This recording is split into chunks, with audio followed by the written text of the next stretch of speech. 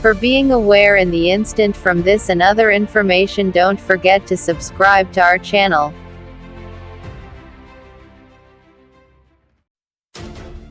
Leaked documents reveal how Africa's richest woman made her fortune through exploiting her own country, and corruption. Isabel dos Santos got access to lucrative deals involving land, oil, diamonds and telecoms when her father was president of Angola, a southern African country rich in natural resources. The documents show how she and her husband were allowed to buy valuable state assets in a series of suspicious deals. Ms. dos Santos says the allegations against her are entirely false and that there is a politically motivated witch hunt by the Angolan government. The former president's daughter has made the UK her home and owns expensive properties in central London. She is already under criminal investigation by the authorities in Angola for corruption, and her assets in the country have been frozen.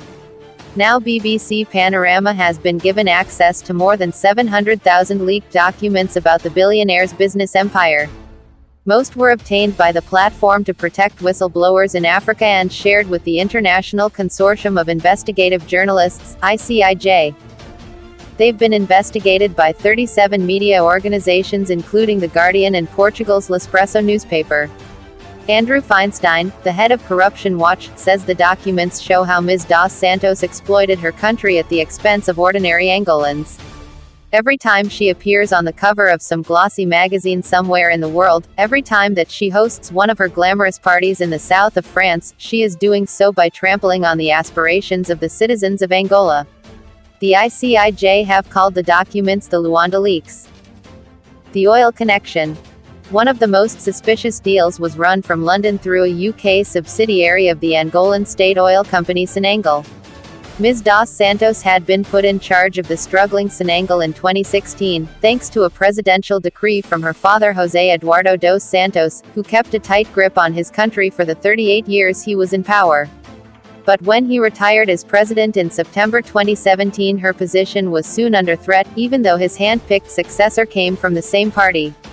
Ms. dos Santos was sacked 2 months later. Many Angolans have been surprised at the way that President João Lourenço has gone after the business interests of his predecessor's family. The leaked documents show that as she left Sonangol, Ms. dos Santos approved $58 million of suspicious payments to a consultancy company in Dubai called Matter Business Solutions. She says she has no financial interest in Matter, but the leaked documents reveal it was run by her business manager and owned by a friend. Panorama understands that Matter sent more than 50 invoices to Sonangol in London on the day that she was fired. Ms. dos Santos appears to have approved payments to her friend's company after she was sacked. Although some consultancy work had been carried out by Matter, there's very little detail on the invoices to justify such large bills. One asks for €472,196 for unspecified expenses, another asks for $928,517 for unspecified legal services. Two of the invoices, each for €676,339.97, are for exactly the same work on the same date, and Ms. dos Santos signed them both off anyway. Lawyers for Matter Business Solutions say it was brought in to help restructure the oil industry in Angola, and that the invoices were for work that had already been carried out by other consultancy companies it had hired.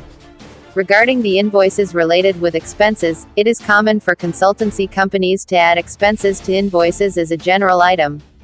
This is often due to those expenses involving large amounts of paperwork. Matter can produce documentary evidence to confirm all expenses incurred. Ms. dos Santos's lawyers said her actions with regard to the Matter payments were entirely lawful and that she had not authorized payments after she had been dismissed from Sonangol. They said, all invoices paid were in relation to services contracted and agreed between the two parties, under a contract that was approved with the full knowledge and approval of the Sonangol Board of Directors. The ICIJ and Panorama have also uncovered new details about the business deals that made Ms. dos Santos rich. Much of her fortune is based on her ownership of a stake in the Portuguese energy company Galp, which one of her companies bought from Sonangol in 2006. The documents show it only had to pay 15% of the price up front and that the remaining €63 million, $70 million, was turned into a low-interest loan from Sonangol. Under the generous terms of the loan, her debt to the Angolan people didn't have to be repaid for 11 years. Her stake in Galp is now worth more than €750 million. Ms. dos Santos's company did offer to repay the Senangal loan in 2017. The repayment offer should have been rejected because it didn't include almost €9 million of interest owing.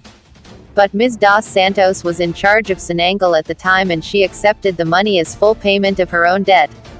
She was fired 6 days later and the payment was returned by the new Senangal management.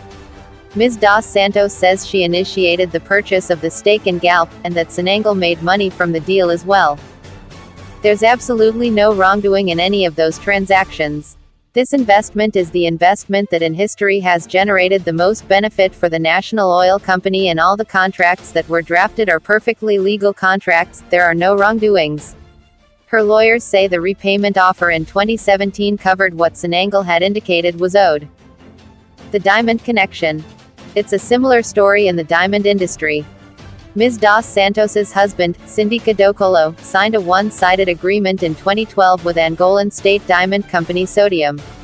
They were supposed to be 50-50 partners in a deal to buy a stake in the Swiss luxury jeweler de Grisogono.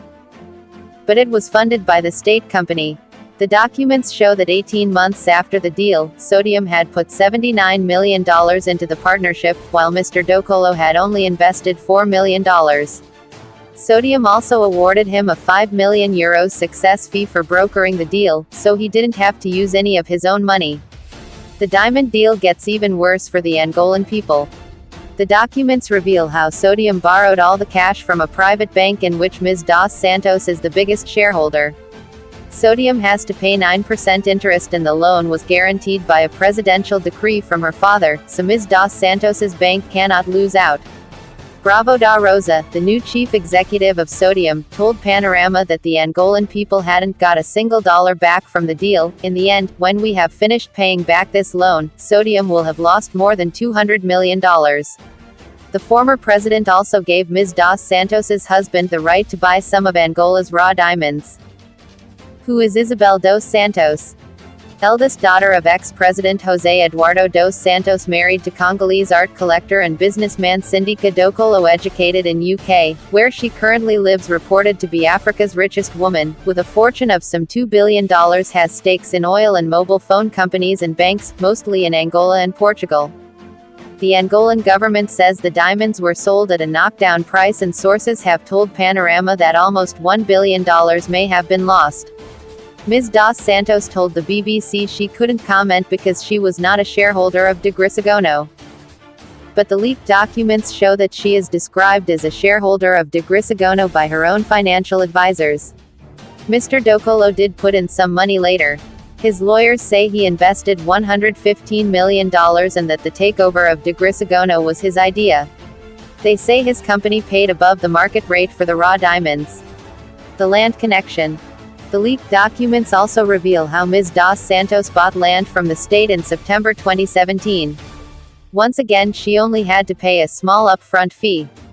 Her company bought a square kilometer of prime beachfront land in the capital Luanda with the help of presidential decrees signed by her father.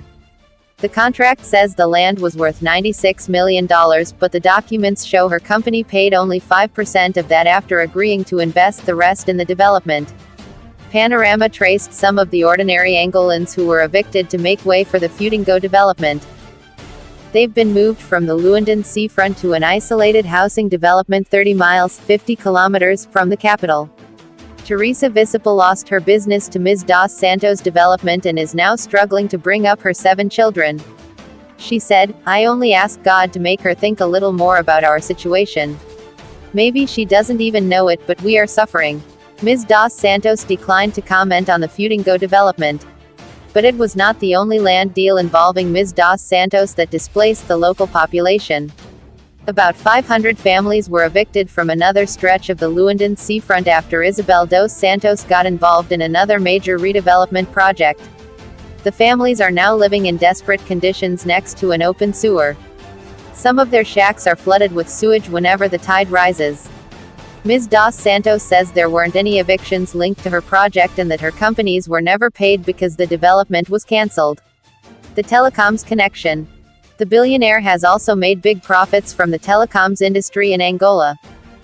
She acquired a 25% stake in the country's biggest mobile phone provider, Unitel. It was granted a telecoms license by her father in 1999, and she bought her stake the following year from a high-ranking government official. Unitel has already paid her $1 billion in dividends, and her stake is worth another $1 billion. But that's not the only way she got cash from the private company. She arranged for Unitel to lend €350 million to a new company she set up, called Unitel International Holdings. The company name was misleading because it wasn't connected to Unitel, and Ms. dos Santos was the owner. The documents show Ms. dos Santos signed off on the loans as both lender and borrower, which is a blatant conflict of interest. Ms. dos Santos denied that the loans were corrupt. She said, "This loan had both directors' approval and shareholders' approval, and it's a loan that will generate, and has generated, benefit for Unitel." Her lawyers say the loans protected Unitel from currency fluctuations. Most of the companies involved in the dodgy deals were overseen by accountants working for the financial services company, PricewaterhouseCoopers PwC. It's made millions providing auditing, consultancy and tax advice to her companies. But PwC has terminated its relationship with the billionaire and her family, after Panorama questioned the way the company had assisted Ms. dos Santos in the deals that had made her rich. PwC says it is holding an inquiry into the very serious and concerning allegations. Tom Keating, director of the Center for Financial Crime and Security Studies, told Panorama that PwC had given legitimacy to Ms. dos Santos and her companies. PwC, if not facilitating the corruption, are providing a veneer of respectability that makes what's happening acceptable or more acceptable than it might otherwise be. So if I was at PwC, I'd be conducting a pretty thorough audit of what decisions were made, and in hindsight actually, did we make the wrong decision to accept this business, and should we have reported what we had been presented with?